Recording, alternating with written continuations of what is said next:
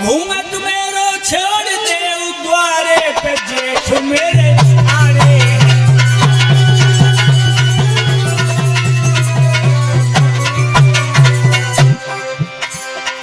घूमत मेरो छोड़ दे द्वारे पे जेठ मेरे ठारे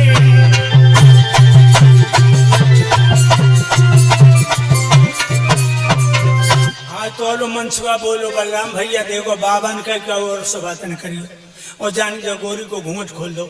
बलराम बोले श्याम क्या जरूरत है इस औरत को घूंघट खोलने की, वृंदावन समझ रहे हो? भगवान बोले हमने कहा उन्हें घूंघट खोलो।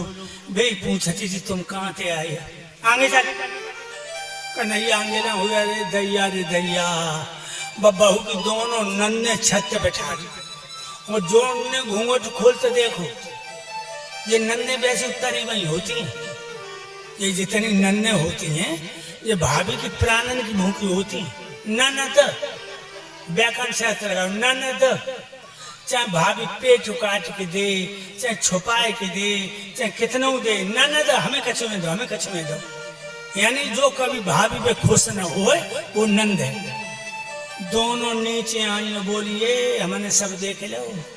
कहाँ के हते तेरे मैके कहते आ जान दो भैया को जो तो माँ से में थोड़ी न लगवा दे कटवा दे। 8 महीना गोने को ना भाई वो आसमान में छेद करने लगे तेरे मैके के हैं। काले कलूटे घूंघट खोलो और तू मुस्कुराई तेरे मैके क्या आई हो जटा पाई हम पानी भरवे कोई आ जान दो भैया को जो तुम्हारी खाल करवा के घुसना भरवा दे। भाभी कान लगी अरे पागल का तेरे पाप पैदा हुए। फिर ये कौन है? ये मथुरा की तो है ना। भाभी तब कहने लगी का भूल गई मत धाम वृंदावन के हैं यही कृष्ण और बलराम। जिनकी वीरता सुगरता की तो कहानियां सुनता ही सोई जब वृंदावन के कृष्ण और बलराम है। मेरी कसम तेरी कसम। दोनों नंदे बोली अरे भाभी रोज मेरे संग पानी भरवे को आती, आज चुप कहीं चली आई। मुँह लाई आती तो इन्हें मुँह देख लेती।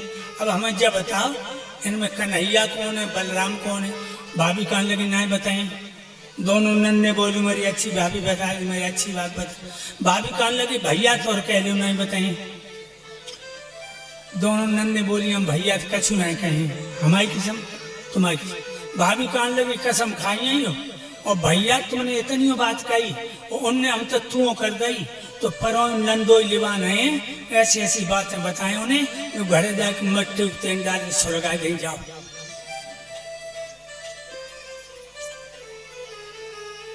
नन्हे चली गई भाभी के संग। बाई गली में जाए रहे, बाई गली में राजा कंस को धोबी, राजा कंस कपड़ा धो के प्रेस करके पोटरी खोपड़ी पे धरे और आज माने इतनी दारू पी ले होगो लड़खड़ात को आए। अब भगवान बोले ओ भैया पोटरी वाले, ओ भैया पोटरी वाले तुम कौन हो? और धोबी बोला तुम लोग हमको जानते नहीं है मैं कौन हूँ। भैया हम ना जाने, हम तो वृंदावन से आए मथुरा के मेहमान हैं, आप कौन है? अब धोबी नशा में बोलो तुम लोग वृंदावन से आए हो, तुम लोग नहीं समझते मैं राजा कंस का धोबी हूँ।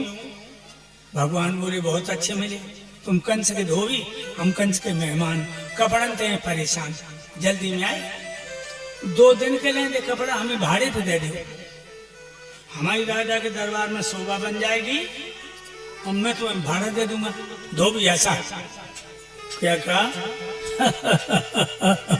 देखिए जंगलिया हीरो को जबकि अम्मा जसोदा मथुरा में दही बेचत बेचत बूढ़ी हो गई, जबकि बाप ने कमरियां ओढ़ के गैया चराई तेन को लड़ा राजा कंस के कपड़ों का कदरदान आया।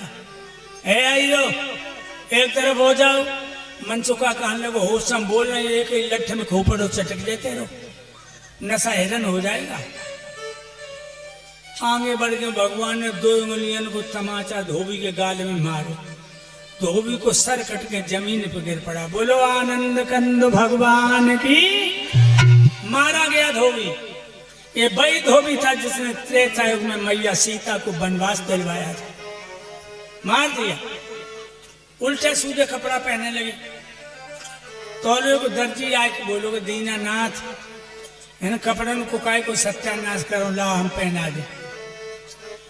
दर्जी ने कपड़ा पहनाए, भगवान ने आशीर्वाद दिया, जाओ धन दौलत से फूलो फलो। अब राजाओं जैसे कपड़ा पहनकर ये यादव के लड़का चले आगे जा रहे हैं, तो एक भगवान का कीर्तन बोल लो, धोबी को उद्धार कर दो तो हमारा तुम्हारा भी उद्धार हो जाएगा। कीर्तन बोलो, गोपियों गोपियों नाच नाच की बोलो, तुम ब्रज की सखी बन जाओ, तुम वृंदावन की छोरी।